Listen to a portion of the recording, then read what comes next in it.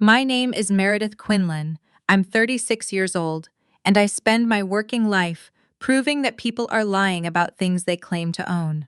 Fraud investigator, Special Investigations Unit, a mid-size insurance carrier out of Cleveland.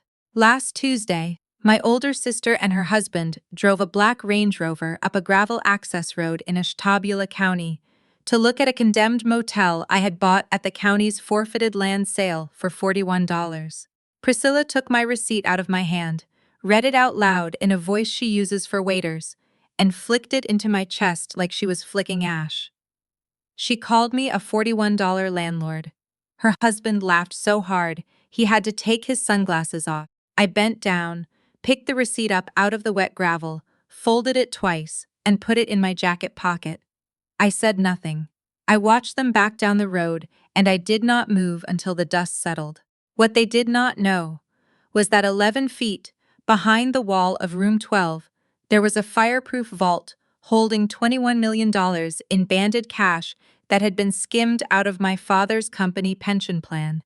And I was going to hand every dollar of it to the federal government. Before I keep going, I want to know where you're listening from today. Drop your city in the comments. I read them. And if you've ever been the one in the family who was told to be grateful for scraps, hit like and stay with me, because this one takes a while to get where it's going. Here's what you need to understand about the Quinlans of Rocky River, Ohio. My father, Wendell Quinlan, 69, ran Quinlan Precision Tool for 31 years. Machined parts, sleek aerospace fittings, 2 plants, and about 240 employees at the peak. My mother, Bernadette Quinlan, 66, ran the household and the country club calendar with the same efficiency.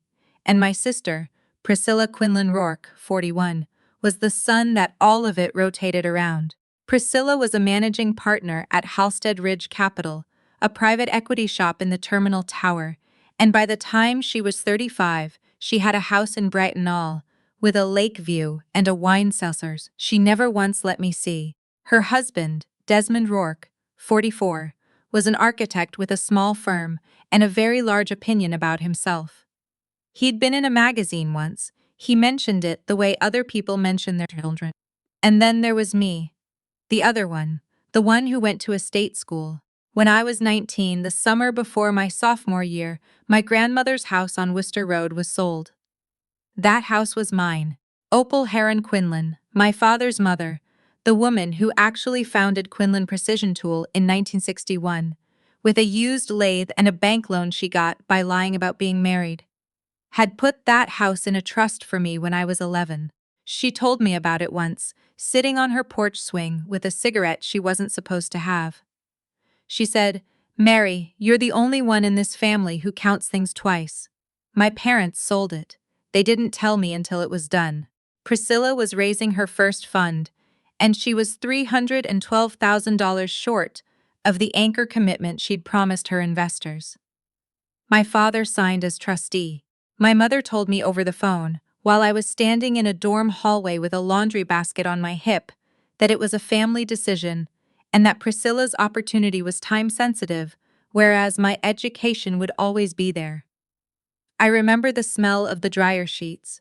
I remember a girl 2 doors down playing the same 11 seconds of a song over and over. I remember saying, "Okay, I finished school at night." I worked days processing auto claims in a windowless annex off Brook Park Road, $7.50 an hour, and I ate a lot of gas station taquitos, and I graduated at 24 with an accounting degree nobody in my family attended the ceremony for. Priscilla's fund returned 19% that year. There was a party. I saw the photos on Facebook.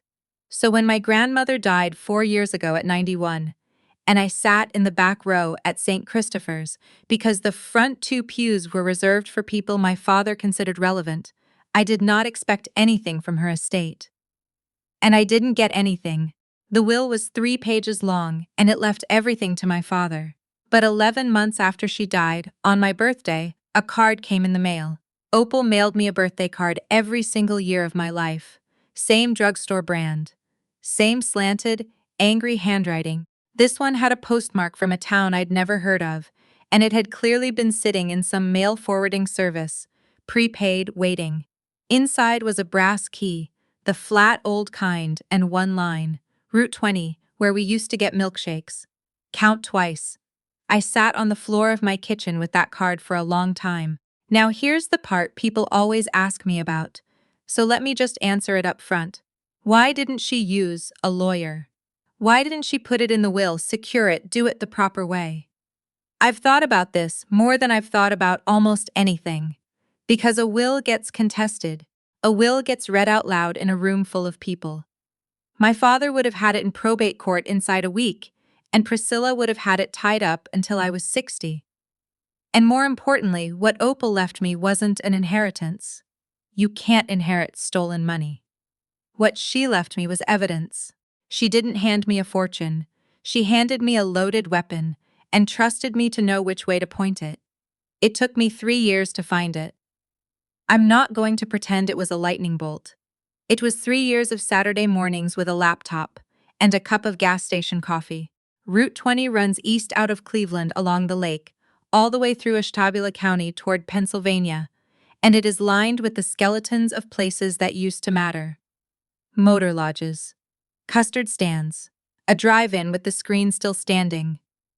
The milkshake place was gone, but 200 yards from where it had been, there was a motel. I found the ownership chain through the Ohio Secretary of State's business filings, which is public and free, and which almost nobody bothers to read. The Larkspur Motor Lodge had been purchased in 2019 by an entity called Heron Point Holdings, LLC. Sole member, a woman with a Rocky River address. Heron was Opal's maiden name. She bought it with cash, in the middle of the company's worst year, and she never told a soul. And then, and this is the part that made me put my coffee down, she stopped paying the property taxes. On purpose. Year after year, a woman with money in the bank let the delinquency stack up. Let the certificate go unsold because nobody wanted a condemned motel on a dead highway, and let that parcel slide down the county's list until it landed in the forfeited land sale, where the auditor's office isn't trying to make money. They're trying to get the parcel off the books. She engineered it so that the only way to own that building was to be paying attention. She made it so cheap that the only people who could find it were the people who were looking. I paid $41. Nobody else bid. The clerk, a woman named Gwen with a Diet Coke and a lanyard, asked me if I understood the structure was condemned and uninhabitable. I said I did. She stamped the receipt and told me good luck. I don't know how Priscilla found out. I've always assumed a title alert, one of those services her firm subscribes to, because the Quinlan name pinged. 2 weeks later, she and Desmond came up that access road in the Range Rover, and Priscilla in white pants stepped around a puddle like it might have opinions about her, and she threw my receipt at my chest. $41, she said. God, Meredith, even your rock bottom is on clearance. Desmond looked up at the sagging roofline, at the boarded windows, at the Larkspur sign with half its letters gone. Structurally, this is a total loss, he said, in the tone of a man being generous with his time. You'd spend more demolishing it than the dirt's worth. She likes it, Priscilla said. It matches her. And then, because she couldn't help herself, because there's always one more. Oh, the anniversary thing. Mom and Dad's 45th. Don't come. 200 people. Half the board, the Ferris brothers are flying in. It's not personal, it's just, you understand, you'd be uncomfortable. I stood in the gravel while the Range Rover turned around. I want to tell you I felt something dramatic. I didn't. I felt like a person taking inventory. That's the only way I know how to describe it. Somewhere around the age of 26, I stopped reacting to my family and started counting them. I went inside. The Larkspur was 2 stories, 22 units, built in 1958. The lobby smelled like wet cardboard and something animal. There was a rotary phone on the desk and a rack of postcards nobody would ever mail. I walked the ground floor with a flashlight and a tape measure, because that is literally my job. I read building sketches for a living. I look at a claim and a floor plan and I find the place where the numbers don't touch. The Ashtabula County Auditor's sketch showed the ground floor as 106 feet long. I measured the exterior twice. 117, 11 feet. Room 12 was the last unit before the utility closet. Inside, it was a normal ruined motel room. A bed frame, a chair with the stuffing pulled out, mold blooming across the ceiling in a shape like a continent. And the back wall was drywall. 1958 motels were block. Every other room in that building had a block back wall. Room 12 had drywall, painted a slightly different shade of nothing, and when I knocked on it, it answered wrong. I sat down on the edge of that ruined bed frame for probably 15 minutes. I want to be honest about that. I wasn't building suspense. I was scared. Because I had a fairly good idea what was on the other side of that wall, and I knew that once I put a hole in it, I would not be able to go back to being a person who processes claims and eats dinner over the sink. Then I went out to the truck and got the sledgehammer. The first swing went through like the wall was made of a bad idea. Dust came up in a white cloud and hung in the flashlight beam. The second and third opened it up, and behind the drywall there was steel, not a safe. A door. A vault door, dull gray, the kind you see in a bank film from the 60s, with a spoke wheel and a D-bolt plate and a hinge system that had been mounted into a poured concrete surround. Somebody had built a room inside a room and then hidden the room.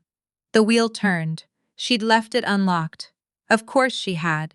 It was for me. Inside was 11 feet by 12, concrete on all 6 sides. Cool and dry, dead silent, the air tasting like a basement.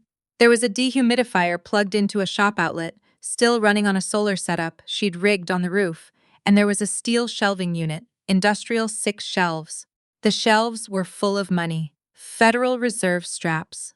Hundreds, in bricks, banded and stacked and squared off like someone with an obsessive streak had aligned every edge. Later, I would count it 3 separate times over 4 nights and get the same number, $21,400,000. On the top shelf, propped up against a brick of cash so that it faced the door, was an envelope, cream, heavy stock, sealed with red wax and a brass stamp pressed into it, a heron, standing on one leg, my name on the front, Mary. Nobody else in the world called me that.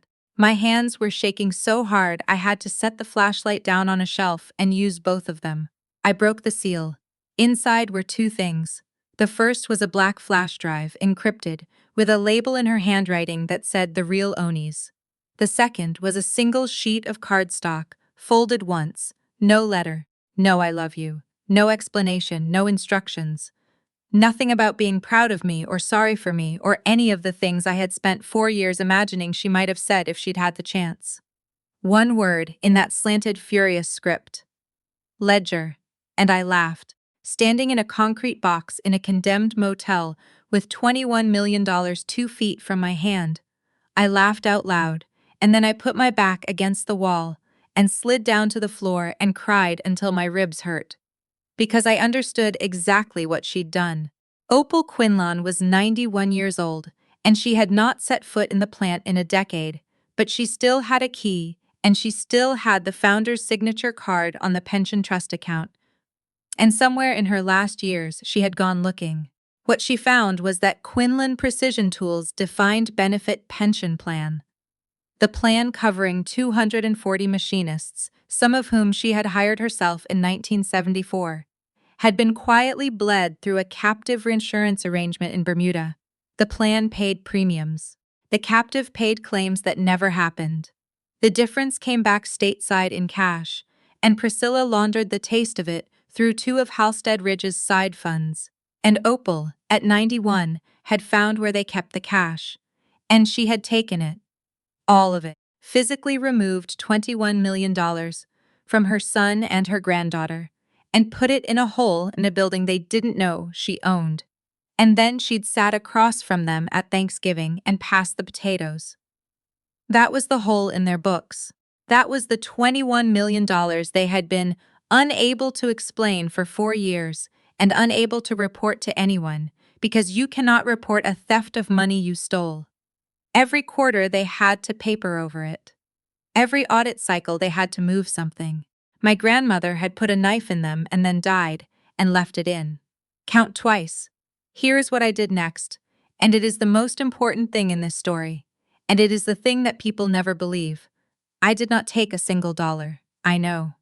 21 million. Rotting motel, no cameras, no witnesses, a woman who'd been robbed at 19 and had eaten off a hot plate through her 20s. I understand what it sounds like, but I want you to hear my reasoning because it wasn't nobility. It was arithmetic. That cash was not money. It was contraband. It had been stolen out of a federally regulated pension trust, which meant a dollar of it was evidence in a crime under ERISA and under the tax code. If I spent 100 of it, I became a participant. If I deposited it, I committed structuring. If I held it and said nothing, I was in receipt of stolen property. My father and my sister had spent 4 years praying that money would surface somewhere they could point at. If I took it, I wasn't the person who caught them. I was the last name on the indictment, so I took photographs instead. 211 of them, time-stamped, with the vault door in frame. I photographed the strap bands, which have serial ranges printed on them, and I wrote every range down in a composition notebook. I photographed the shelving, the dehumidifier, the solar rig, the envelope, the wax, the heron. I touched nothing with a bare hand. I pulled the door shut, spun the wheel, stacked the broken drywall back into the frame, and swept the dust into the corner. Then I drove to a Sheetz outside Geneva and sat in the parking lot under the lights and drank a coffee I didn't want. And at 11:40 at night, I called my own general counsel at home, a man I had worked under for 6 years, and I asked him a hypothetical. He listened for 4 minutes. Then he said, "Meredith, get a lawyer tomorrow. Not one of ours." The next morning, I did 3 things. I opened a safe deposit box at a credit union in Painesville and put the notebook, a printed set of the photographs, and a sealed copy of the flash drive image inside it. I drove to a notary in a strip mall and swore out an affidavit describing what I had found, where, when, and that I had removed nothing. Notarized, stamped, dated. That affidavit is the single most valuable object I own, and it cost $15. And then I filed a Form 2111 with the Internal Revenue Service Whistleblower Office in Ogden, Utah, and I sent a parallel referral to the Department of Labor's Employee Benefit Security Administration, and I attached the ledger. Then I went to work.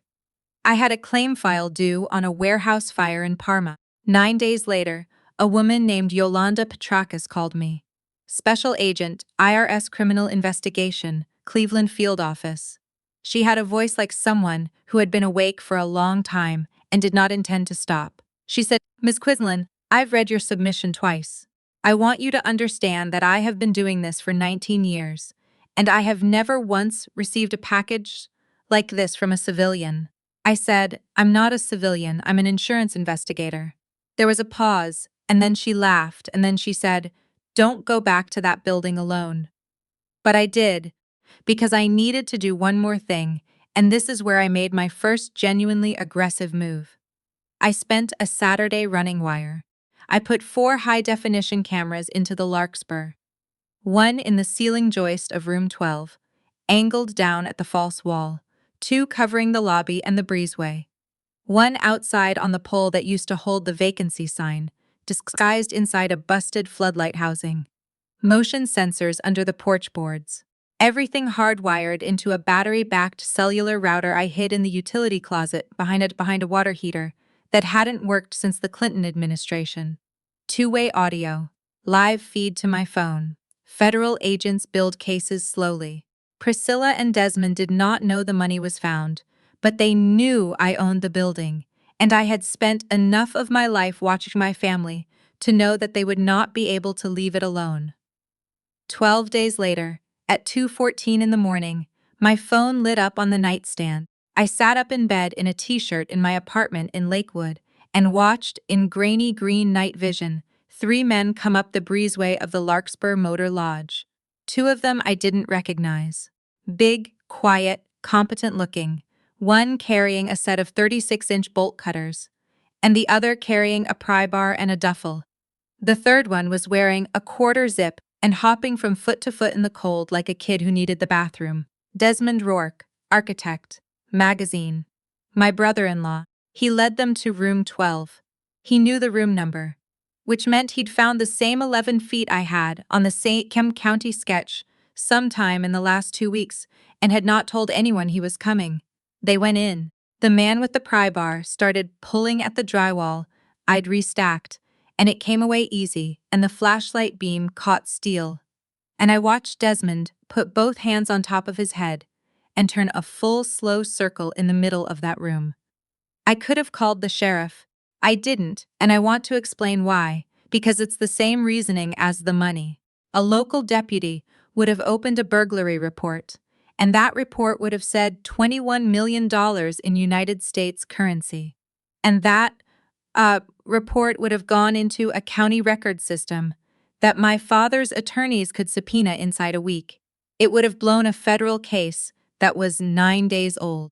Also, and I am not proud of this, but I promise to be honest, I wanted to do it myself. The man with the bolt cutter set the jaws on the vault's exterior lock hasp and braced his boot against the frame. I let him get all the way to the point of tension. Then I tapped the microphone icon on my phone. My voice came out of a speaker in the ceiling joist directly above their heads. Desmond, it's 2:19 in the morning, and you're on camera 4. I have watched that clip more times than is healthy. The bolt cutter man dropped the cutters. The pry bar man was out the door before the tool hit the concrete. And Desmond Rourke, who had once explained to me at Easter dinner that intuition is just pattern recognition for people who can't do math, made a sound I had never heard a grown man make. He went down onto one knee.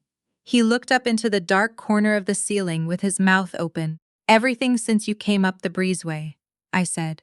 Recorded, time-stamped, and already off-site. If you touch that door, I'll have it in a federal agent's inbox before you reach the county line. Go home, Desmond, and take a moment to think about whether Priscilla knows you came here alone. He ran.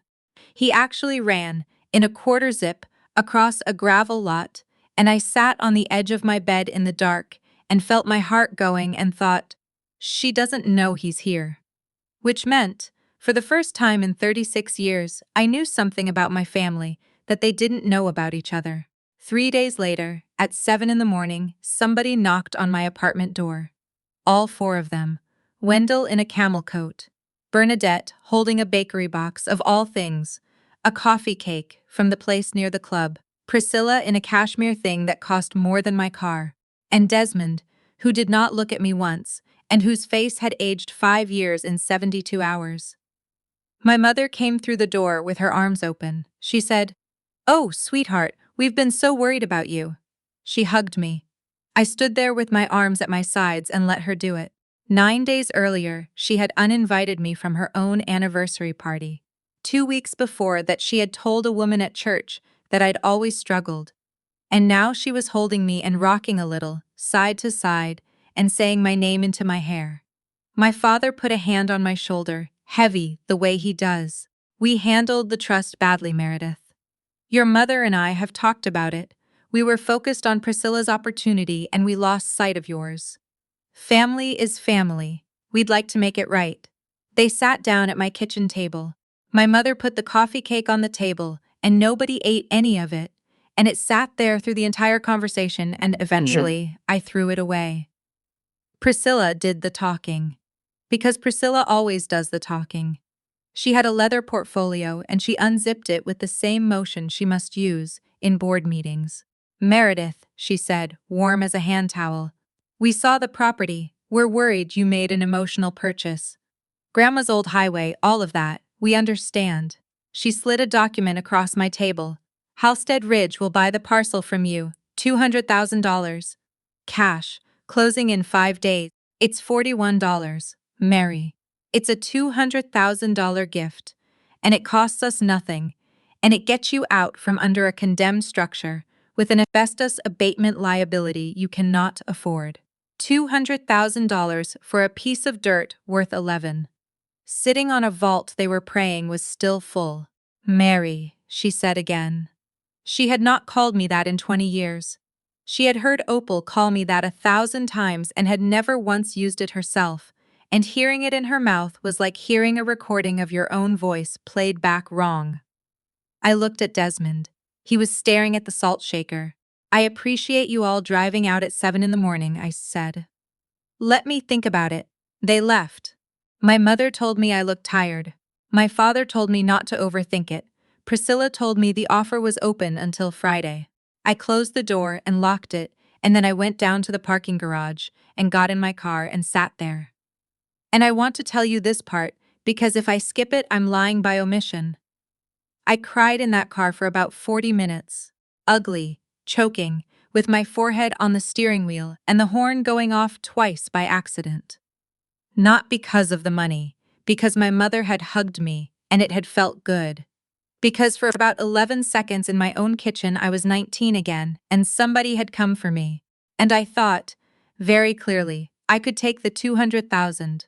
I could give them the building, take the money, move to Asheville, never speak to any of them again, and be a normal person with a normal life. Agent Petrakis would be annoyed for a week, and then she'd move on. 240 machinists would never get their pensions back, but they weren't going to get them back anyway. And who was I? Nobody. A woman in a Corolla in a parking garage. I sat there until my nose stopped running. Then I drove to Painesville, opened the safe deposit box, and looked at a photograph of a piece of cardstock with one word on it. Then I went to find a lawyer.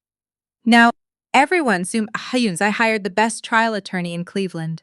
I did the opposite, and it was the smartest decision of my life. If I had walked into that fight with a big firm shark, my father's people would have smelled it instantly. Wendell Quinlan had a relationship with Sturgis, Kimball, and Reyes, going back to 1988. 40 lawyers, 2 floors of the Huntington building. They would have looked at my counsel, recognized a peer, assumed a strategy, and started digging for it. They would have found the federal case. I needed them to stay stupid. I needed them arrogant. And arrogance requires a target that confirms it. Harlan Booth practiced out of 2 rooms above a Hungarian bakery on Buckeye Road. 61 years old, brown suit, reading glasses on a chain. A client base of boundary disputes and small claims landlords. His files were in cardboard banker's boxes. His coffee maker was older than me. He read the complaint they'd filed against me. Quinlan Precision Tool and Wendell Quinlan as plaintiffs, seeking to void my tax sale deed on the grounds that Heron Point Holdings assets rightfully belonged to my late grandmother's estate and therefore to my father as sole beneficiary. And he took his glasses off and rubbed his eyes. Miss Quinlan, he said, these people will bury me in motions. I've got no associates. I can't fight a firm like that. I don't want you to fight them, I said. I want you to lose slowly and file everything on time. He looked at me for a long moment. You want a decoy.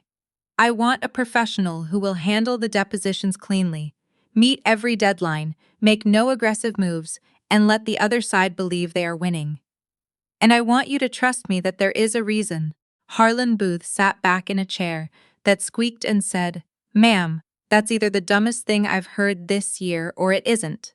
He was the only person besides Agent Petrakis who ever asked me a question I didn't want to answer. He asked, Are you doing this to hurt them? And I said, No. Revenge is something you do to a person. I'm going to let them do it to themselves. Here's what the lawsuit did for me. And this is the piece that Priscilla, who has an MBA from a school with a Latin motto, never saw coming. To win their civil case, my family had to prove that the money in that vault belonged to them. They didn't know I knew about the money. They believed Desmond's midnight raid had gone unreported because Desmond had told them nothing. So, from where they sat, the situation was simple. Their idiot sister had stumbled onto a parcel their mother had bought, and behind the wall of that parcel was $21 million they had spent 4 years searching for. They needed the deed voided and the property in their hands before I ever got around to renovating. And their whole legal theory required them to say, on the record, under oath, that the contents of that vault were their lawful property. Depositions were in February in a conference room downtown. Harlan brought his cardboard folder. Nathaniel Sturgis brought 2 associates and a videographer. Priscilla was deposed for 3 hours. She was magnificent, honestly.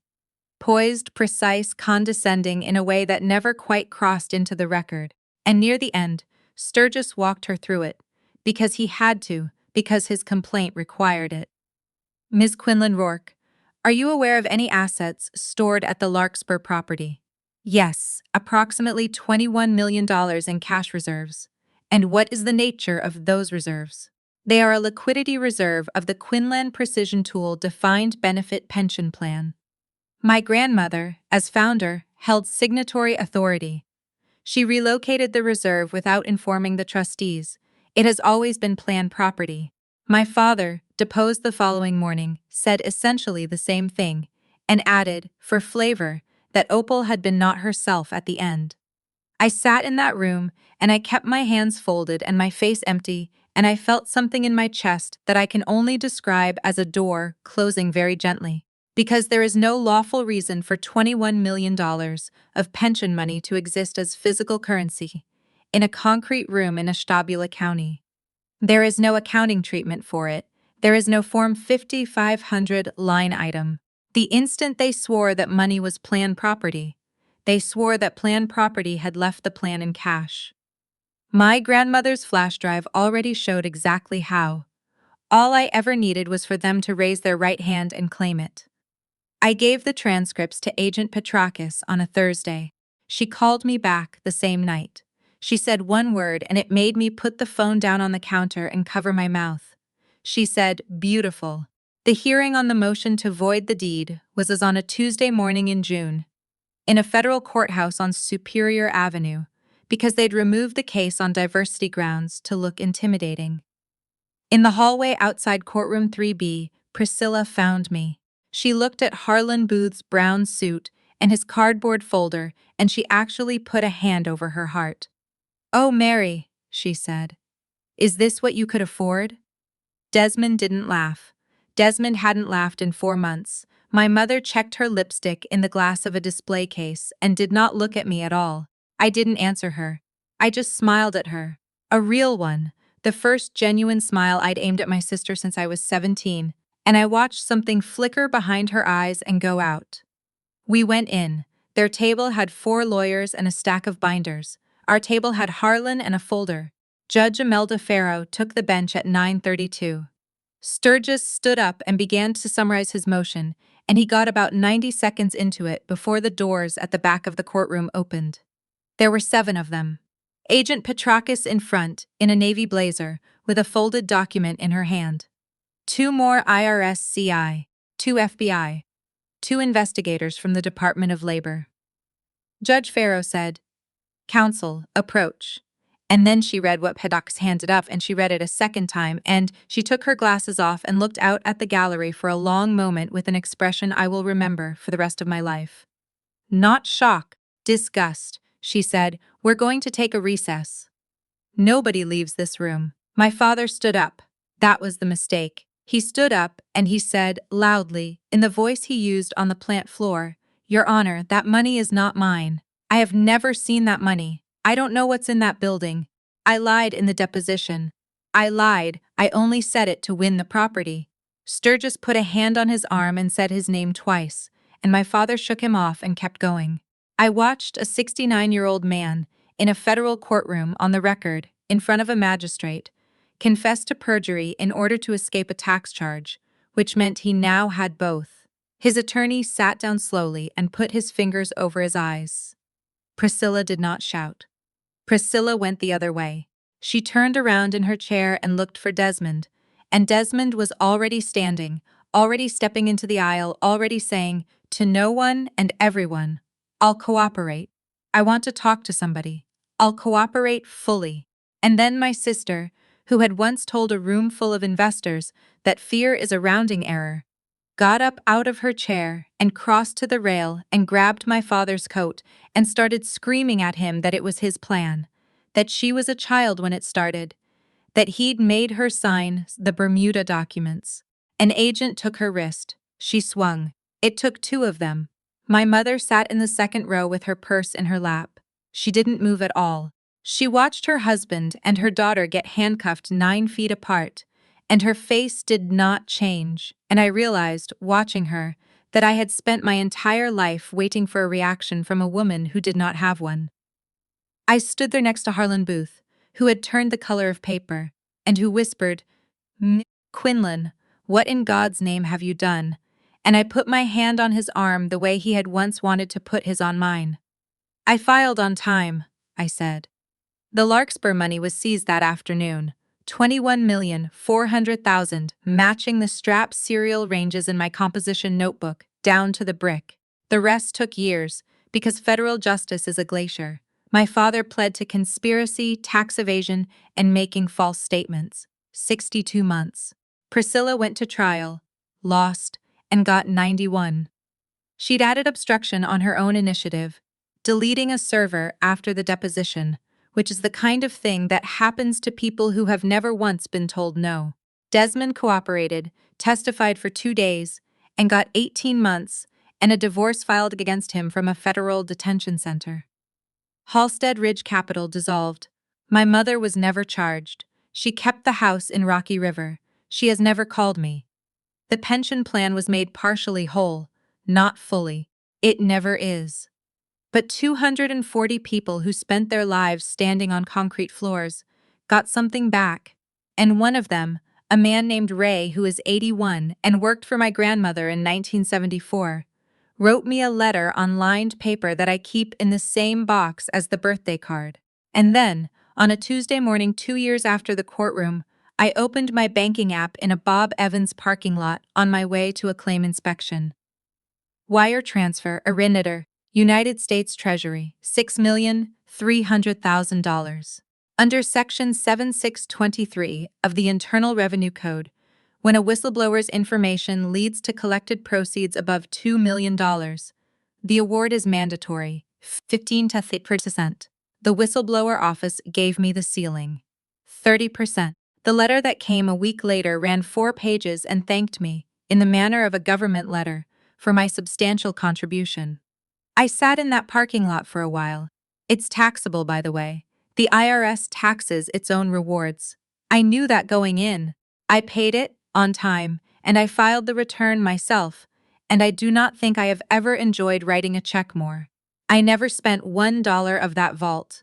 And I have never had one uncomfortable night wondering where my money came from. People ask what I did with the Larkspur. They expect me to say I bulldozed it. There's a satisfying symmetry to it. Sledgehammer to wrecking ball, the whole toxic history of the thing ground down into a flat lot in the sun. I looked into it. I got a quote, 38,000 and change. Then one night I was reading Ray's letter again, and I thought about a 19-year-old girl in a dorm hallway holding a laundry basket, being told that she would always be there, that she could wait, that somebody else's opportunity was time-sensitive. I rebuilt it instead. It took 3 years and most of the reward. The Larkspur Motor Lodge on Route 20 has 22 units, new roof, new block, new everything. It's transitional housing, 6 months, no rent, for women who have been cut loose by their families. The ones who got told they were the difficult one, the ungrateful one, the one who couldn't take a joke. We have a caseworker and a lawyer who comes on Thursdays and a woman named Peggy who runs the kitchen and does not take suggestions. The sign out front says Opal House. Room 12 is not a bedroom. We left the vault door in place, cleaned and oiled, standing open. There's nothing in it. There's a bench inside and a window we cut into the top of the concrete, and women sit in there sometimes, alone, for a long time. I don't ask what they think about. I'm 39 now. I still work claims. I still eat over the sink. I own a house with a leaky spigot and I have no debt and no lawsuits. And on most days, no anger left to speak of. I never raised my voice at my family. I never lied, never stole, never touched what wasn't mine, never even sent a text I'd be embarrassed to read out loud. That's the part I'd want you to take with you, if you take anything. When somebody has spent 30 years teaching you that you're small, every instinct in your body screams to get loud, to get even, to burn something down so they finally have to look at you. Don't. That reaction is the only thing they know how to use. My father and my sister were not brought down by a hammer or a scream or a clever trap. They were brought down because I stood very still and let them reach for something that was never theirs. And because a 91-year-old woman with a lathe and a grudge understood that the surest way to destroy a greedy person is to leave a door unlocked. Revenge is what you do to them. Justice is what you allow them to do to themselves. It cost $41, a sledgehammer, a $15 notary stamp, and the patience to say nothing for 2.5 years while they dug. Have you ever watched somebody's arrogance become the exact thing that finished them? Tell me about it. I'll be reading.